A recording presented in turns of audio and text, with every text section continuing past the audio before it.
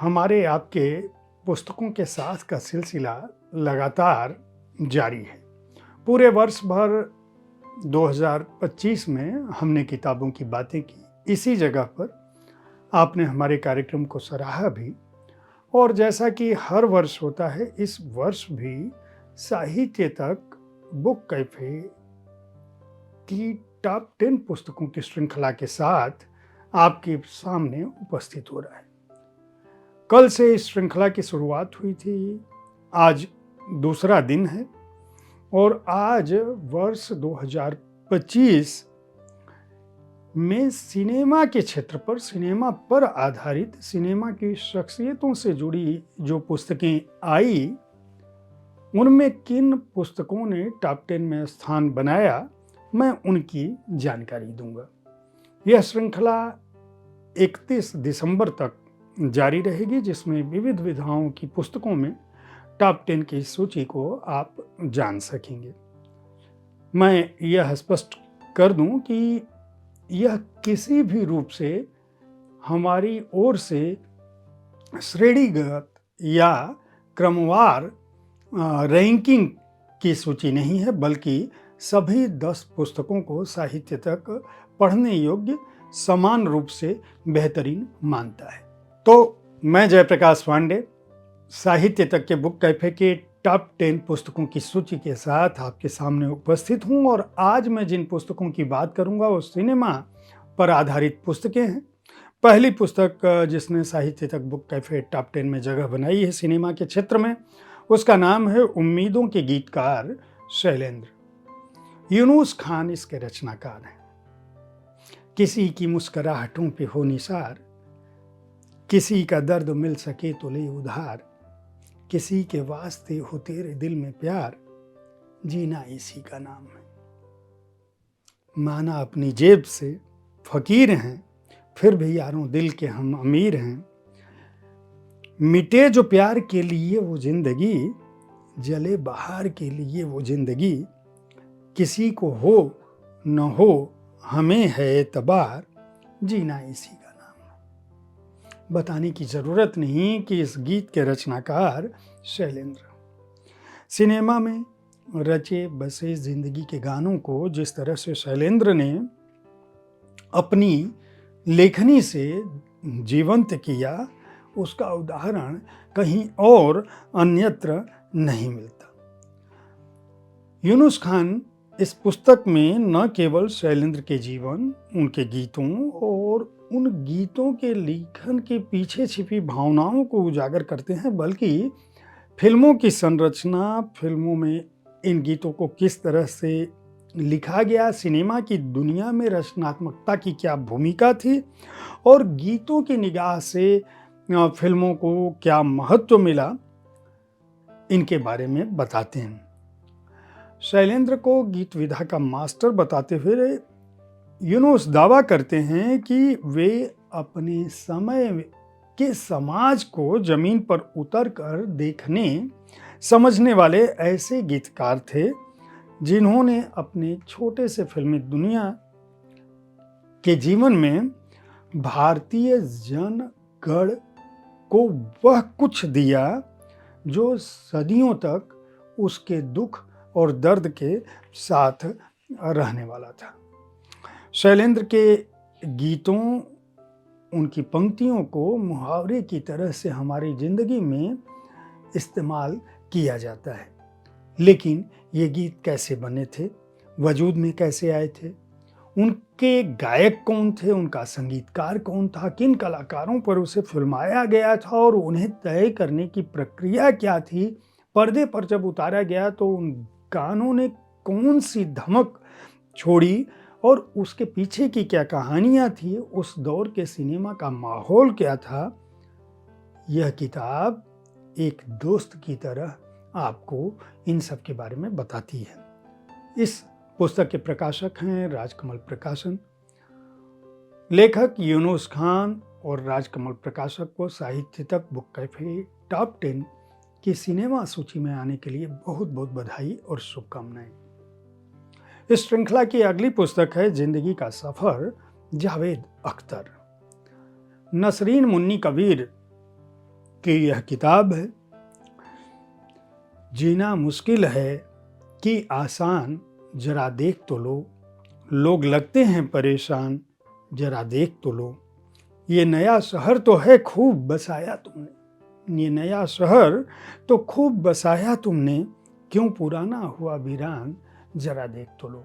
जावेद साहब की शायरी, उनके गीतों, उनके लेखन और पटकथा लेखन के बारे में कुछ बताने की अलग से ज़रूरत नहीं। हमारे दर्शक यह जानते हैं कि जावेद अख्तर शब्दों के जादूगर हैं।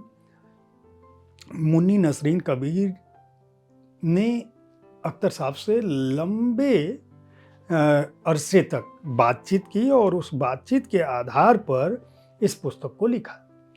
यह पुस्तक जावेद साहब की ज़िंदगी के उतार चढ़ावों का जिक्र करती है, जिसमें शहर लखनऊ में उनका बचपन, 1960 के दौर का वह संघर्ष, जब वह लेखन बनने की यात्रा में फिल्म उद्योग में संघर्ष कर रहे थे या कदम बढ़ा रहे थे। एक कामयाब पटकथा लेखक के रूप में जो उनकी जिंदगी थी, उस दौरान किस तरह से उनका दिल मोहब्बत में टूटा। एक पति के रूप में, एक पिता के रूप में, एक प्रेमी के रूप में उनकी पारिवारिक जिंदगी, एक दोस्तों की नज़र में, सहकर्मियों की नज़र में, या सहकर्मियों और दोस्तों के प्रति उनका अपना क्या दृष्टिकोण रहा है, और निजी और पेशेवर जिंदगी में उन्होंने किस तरह से क्या कुछ अनुभूत किया, यह पुस्तक उसके बारे में भी बताती है। यह पुस्तक यह भी बताती है कि किस तरह से लेखकों और संगीतकारों के लिए संसद में, भारत की संसद में जावेद अख्तर ने अपनी आवाज़ बुलंद की थी और उनकी चुनौतियों को, लेखकों की चुनौतियों और संघर्षों को अपनी ज़बान दी थी। मूल रूप से यह पुस्तक अंग्रेजी में टॉकिंग लाइफ जावेद अख्तर नाम से प्रकाशित हुई थी, जिसका हिंदी अनुवाद आमिर मलिक ने किया है। मंजुल प्रकाशन से यह पुस्तक प्रकाशित हुई है। आमिर मलिक, मंजुल प्रकाशन, नसरीन मुन्नी कबीर को बहुत बहुत बधाई और शुभकामनाएं साहित्य तक बुक कैफे टॉप 10 में अपना स्थान बनाने के लिए। साहित्य तक बुक कैफे टॉप 10 के सिनेमा श्रृंखला की जो अगली पुस्तक है, उसका नाम है हिंदुस्तानी साइलेंट सिनेमा। धर्मेंद्र नाथ ओझा इसके रचनाकार हैं। भारतीय सिने जगत आज जहां तक पहुंचा है, जहां खड़ा है, वह किन रास्तों से चलकर आया था। सिनेमा जब पहली बार फ्रांस से हिंदुस्तान आया था, तो क्या हिंदुस्तानी समाज, हिंदुस्तान की संस्कृति और हिंदुस्तान का एक बड़ा तबका उसको अपनाने के लिए तैयार था? शायद नहीं। आलम यह था कि फिल्म निर्माण की अपनी चुनौतियां थी। स्त्री किरदार के लिए कोई भारतीय नारी तैयार नहीं थी। दूसरी तरफ कोई माँ यह नहीं चाहती थी कि झूठ मूठ ही सही पर्दे पर उसका बेटा मरे। सिनेमा को सिखाने के लिए कोई स्कूल भी नहीं था, और इस महंगे और चुनौतीपूर्ण व्यवसाय की बागडोर शुरुआत में अप्रशिक्षित लोगों ने संभाली। नतीजा यह हुआ कि सती सावित्री नामक फिल्म की शूटिंग हुई, और जब उसकी रील धुलाई के लिए लंदन गई तो पता चला कि कुछ भी रिकॉर्ड ही नहीं हुआ था, कुछ भी शूट ही नहीं हुआ था। वह रील खाली थी, कोई उस पर छवि नहीं थी। इसी तरह की घटनाएं इस किताब में हैं, जो हिंदुस्तानी सिनेमा के मूक इतिहास के बहाने, श्वेत श्याम वाले उस दौर के बहाने, व्यवसाय के रूप में, इस उद्योग के रूप में इस सिनेमा को प्रतिष्ठित हो जाने की गाथा बताता है। एक दस्तावेज सरीखी यह पुस्तक है, जिसके प्रकाशक हैं वाणी प्रकाशन। वाणी प्रकाशन को और रचनाकार धर्मेंद्र नाथ ओझा को बहुत बहुत बधाई और शुभकामनाएं साहित्य तक बुक कैफे के टॉप 10 सिनेमा सूची में स्थान बनाने के लिए। साहित्य तक बुक कैफे टॉप 10 के सिनेमा श्रृंखला की जो अगली पुस्तक है टॉप 10 की, उसका नाम है एक प्यार का नगमा है, लक्ष्मीकांत प्यारेलाल की संगीत यात्रा। अजय पौंडरीक इसके रचनाकार हैं। आप सबने सुना होगा एक प्यार का नगमा है, मौजों की रवानी है, जिंदगी और कुछ भी नहीं, तेरी मेरी कहानी है। इसके रचनाकार संतोष आनंद हैं। यह गीत आज भी जब बजता है तो चाहे बुजुर्ग पीढ़ी हो, चाहे मध्य वय की पीढ़ी हो, चाहे युवा हो, वे प्रेम में गुम हो जाते हैं। लेकिन आपको इस बात का भान शायद ही हो कि इसका संगीत किसने दिया था।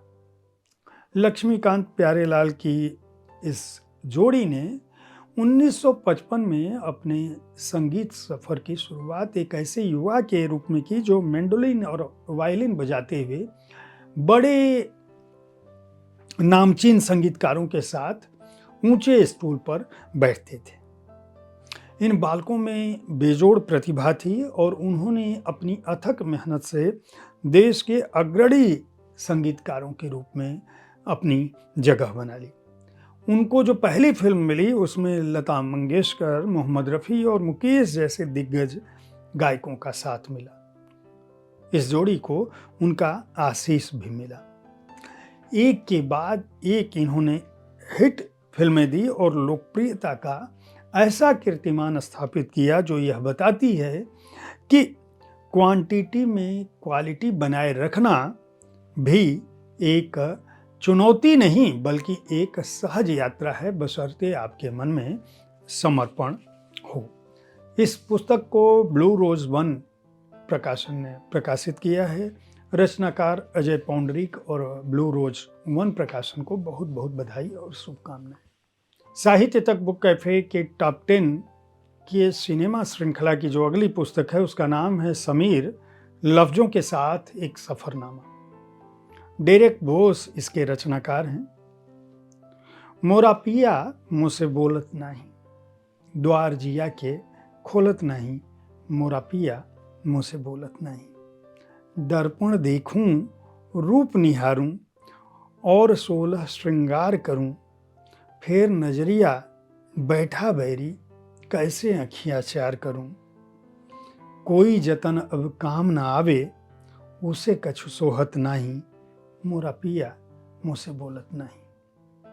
ये लोक स्त्री भावनाओं की संवेदना का जो स्वर है जिसे समीर ने अपनी कलम से जीवंत किया है, उनके नाम 650 फिल्मों का 4000 से अधिक गाना है। वे ऐसे गीतकार हैं जिनका नाम Guinness book of world records में दर्ज है। सुर साम्राज्ञी भारत रत्न लता मंगेशकर ने समीर की इस जीवनी के बारे में कहा था कि यह एक ऐसे आदमी का खूबसूरत जिंदगीनामा है जिसने अपने सफ़र की शुरुआत जिंदगी के सबसे नीचे की सीढ़ी से की और अपनी मेहनत की बदौलत कामयाबी की बुलंदियों को छुआ।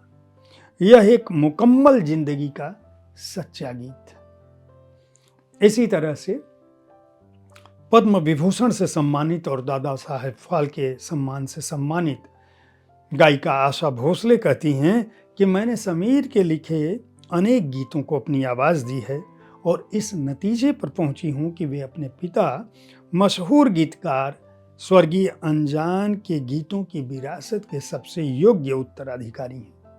मैं उनके लिए प्रार्थनाओं और शुभकामनाओं से भरी हुई हूँ। दरअसल समीर की जिंदगी की गहरी अंतर्दृष्टि और महत्वपूर्ण जानकारियों से समृद्ध यह पुस्तक शुरू से आखिरी तक इसलिए भी पढ़ी जानी चाहिए क्योंकि जो नव गीतकार हैं उन्हें यह पता चलना चाहिए कि दरअसल फिल्मों की दुनिया में केवल हीरो हीरोइन ही संघर्ष नहीं करते, बल्कि उस क्षेत्र में अगर आप कुछ करना चाहते हैं तो आपको बहुत कुछ करना पड़ेगा। अंग्रेजी में यह पुस्तक पहले प्रकाशित हुई थी जिसका हिंदी अनुवाद प्रभात मिलिंद ने किया है। प्रभात मिलिंद, डेरेक बोस और इस पुस्तक के प्रकाशक वाणी प्रकाशन को बहुत बहुत शुभकामनाएं और बधाई। साहित्य तक बुक कैफे के टॉप 10 के सिनेमा श्रृंखला में अपनी जगह बनाने के लिए। साहित्य तक बुक कैफे टॉप 10 के सिनेमा श्रृंखला की यह सूची में जो अगला नाम मैं बताने जा रहा हूँ उसका नाम है सजनवा बैरी हो गए हमार। पुस्तक का नाम है, लेखक हैं जय सिंह। यह गीत आपने सुना होगा कि चिट्ठिया हो तो हर कोई बाँचे, भाग न बाचे कोई, करमवा बैरी हो गए हमार, सजनवा बैरी हो गए हमार। इसकी एक कड़ी में गीतकार कहता है कि जाई बसी परदेश बलमवा, सौतन के भरमाए, ना संदेश ना कोई खबरिया, रुत आए रुत जाए, ना कोई इस पार हमारा, ना कोई उस पार, सजनवा बैरी हो गए हमारे। शैलेंद्र ने अपने शब्दों से मानव मन की भावनाओं को किस तरह से जीवंत किया है, उसकी वानगी, एक छोटी सी वानगी इस गीत में है। इस पुस्तक की भूमिका हमारे दौर के बड़े गीतकार इरशाद कामिल ने लिखी है और मैं पुस्तक का परिचय देने की बजाय मैं सीधे सीधे इरशाद कामिल के शब्दों को रखता हूँ। वो लिखते हैं, शैलेंद्र मिट्टी की सोधी खुशबू का गीतकार था या खुद सोधी खुशबू था। वह किसान मजदूर का गीतकार था या खुद गीतों का किसान मजदूर था। शैलेंद्र के गीतों में आम आदमी की आवाज़ थी या वो खुद आम आदमी था। शैलेंद्र शब्दों में सपने बेचता था या सपनों ने उसे बेच दिया था। इन सवालों का जवाब चाहे जो भी हो, हर जवाब यही तय करेगा कि शैलेंद्र शब्दों का शिल्प जानता था, कविता की कला जानता था, भावनाओं के सागर में गहराई जानता था और लोगों के दिलों तक पहुंचने का रास्ता जानता था। ऐसे गीतकार को सिर्फ मन से नमन ही किया जा सकता है। इस पुस्तक के लेखक ने शैलेंद्र नाम के व्यक्ति और गीतकार दोनों तक पहुंचने की कोशिश की है। आखिर गीतकारों की जिंदगी मनोरंजक भी होती है, यकीन नहीं तो शैलेंद्र के बारे में यह किताब पढ़कर देखिए। इस पुस्तक के प्रकाशक हैं वाम प्रकाशन। वाम प्रकाशन को और इस पुस्तक के लेखक जय सिंह को बहुत बहुत बधाई और शुभकामनाएं साहित्य तक बुक कैफे के सिनेमा श्रृंखला की इस सूची में जगह बनाने के लिए। साहित्य तक बुक कैफे टॉप 10 के सिनेमा श्रृंखला की अगली जो पुस्तक है उसका नाम है हिंदी सिनेमा में राम। डॉक्टर सुधीर आजाद इसके रचनाकार हैं। हे रोम रोम में बसने वाले राम, जगत के स्वामी है अंतर्यामी, मैं तुझसे क्या मांगू। आपका बंधन तोड़ चुकी हूँ, तुम पर सब कुछ छोड़ चुकी हूँ, नाथ मेरे मैं क्या कुछ सोचूं, तू जाने तेरा काम, जगत के स्वामी है अंतर्यामी, मैं तुझसे क्या मांगू। राम भारत के केवल आराध्य देव नहीं है, न ही केवल वो एक आदर्श हैं, वो जन जन में व्याप्त वह रूह हैं, वह आत्मा है जिससे भारत का कोना कोना उजागर है। यही वजह है कि भारत के कोने कोने में रामायण गाई जाती है, पढ़ी जाती है, देखी जाती है, पूजी जाती है। यह हर जगह किसी न किसी रूप में विद्यमान है। जीवन से मृत्यु तक राम का नाम आता है। सिनेमा ने राम नाम की ऐसी विविधता में खूब हाथ धोए और राम कथा को न केवल धार्मिक आख्यान के रूप में बल्कि भारतीय समाज की सांस्कृतिक, नैतिक और राष्ट्रीय पहचान के रूप में भी व्यक्त किया। आजाद अपनी इस पुस्तक में राम कथा के सिनेमाई चित्रण का गहन विश्लेषण प्रस्तुत करते हैं और वह बताते हैं कि किस तरह से भारतीय जनमानस में राम कथा के बदलते स्वरूप को सिनेमा ने भी अपना अंग बनाया, सिनेमा ने भी अंगीकार किया और मूक फिल्मों के दौर में लंका दहन से लेकर आधुनिक तकनीक द्वारा बनी आदि पुरुष जैसी फिल्में बनाई।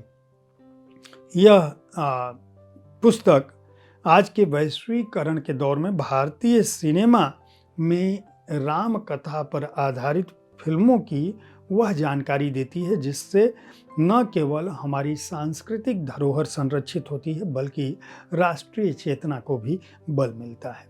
इस पुस्तक के प्रकाशक हैं श्री साहित्य प्रकाशन, लेखक डॉक्टर सुधीर आजाद और प्रकाशक श्री साहित्य प्रकाशन को बहुत बहुत बधाई साहित्य तक बुक कैफे के टॉप 10 की सिनेमा श्रृंखला में अपना स्थान बनाने के लिए। साहित्य तक बुक कैफे टॉप 10 के सिनेमा श्रृंखला की जो अगली पुस्तक है उसका नाम है romancing the 80s, snapshots from a cherished decade. Seema Sethi इसकी रचनाकार हैं।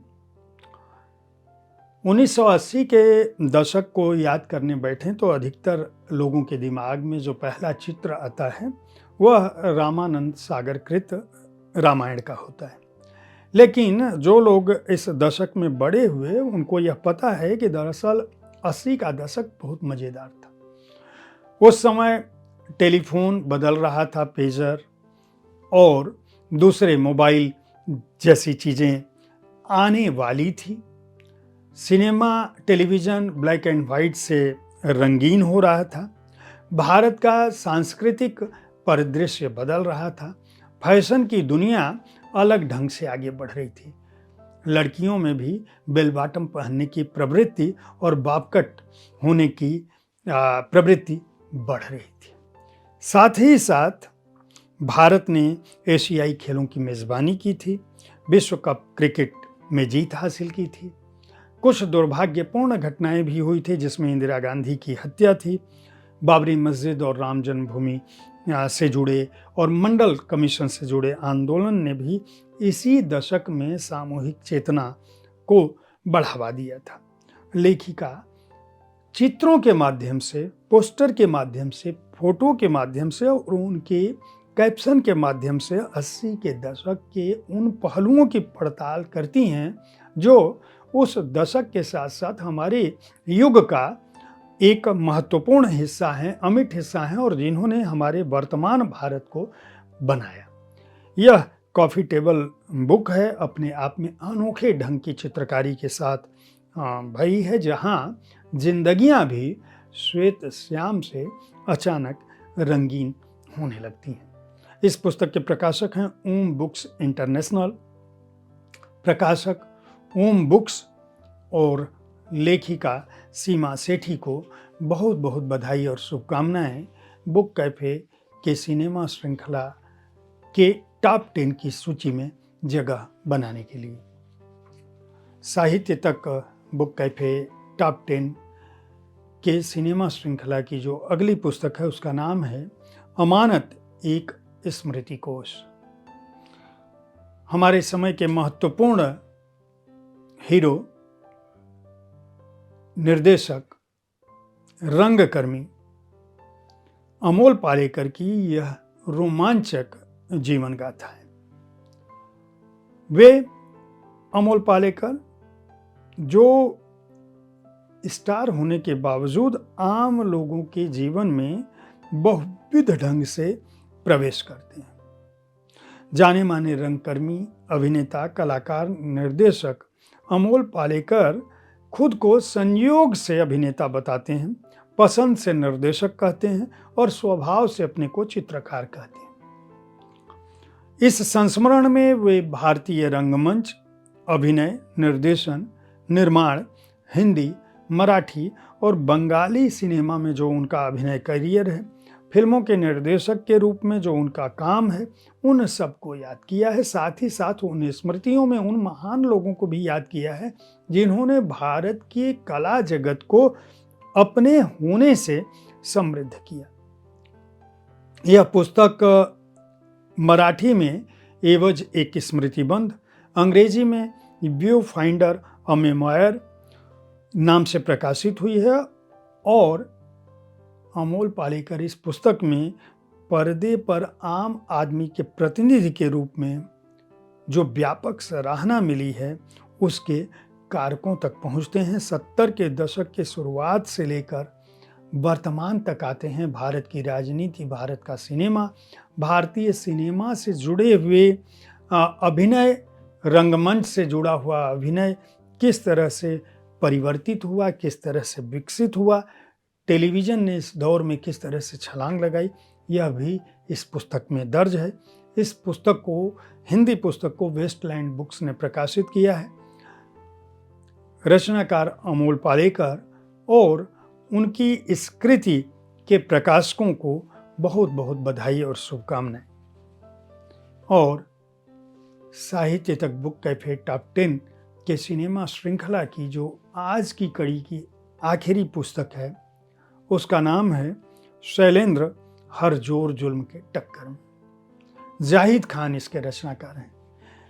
मैं अपने दर्शकों को बता दूं कि यह कमाल की बात है कि सिनेमा श्रृंखला में जो टॉप 10 पुस्तकें चयनित हुई हैं, वो उनमें 10 पुस्तकों में 3 पुस्तकें शैलेंद्र के गीतों, उनके जीवन, उनके कर्म, उनके गीतकार, उनके कवि स्वरूप पर आधारित हैं। हर जोर जुल्म के टक्कर में हड़ताल हमारा नारा है, तुमने मांगे ठुकराई हैं, तुमने तोड़ा है हर वादा, छीना हमसे सस्ता अनाज, तुम छटनी पर हो आमादा, तो अपनी भी तैयारी है, तो हमने भी ललकारा है, हर जोर जुल्म के टक्कर में हड़ताल हमारा नारा है। एक दौर था जब शैलेंद्र के लिखी इस कविता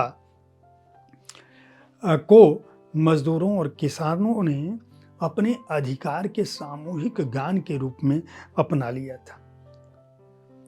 नारे के रूप में हर जोर जुल्म के टक्कर में संघर्ष हमारा नारा है इतना अधिक लोकप्रिय हुआ था कि लोग यह भूल गए कि इसके रचनाकार ने अपने मूल गीत में संघर्ष की जगह हड़ताल शब्द का प्रयोग किया था।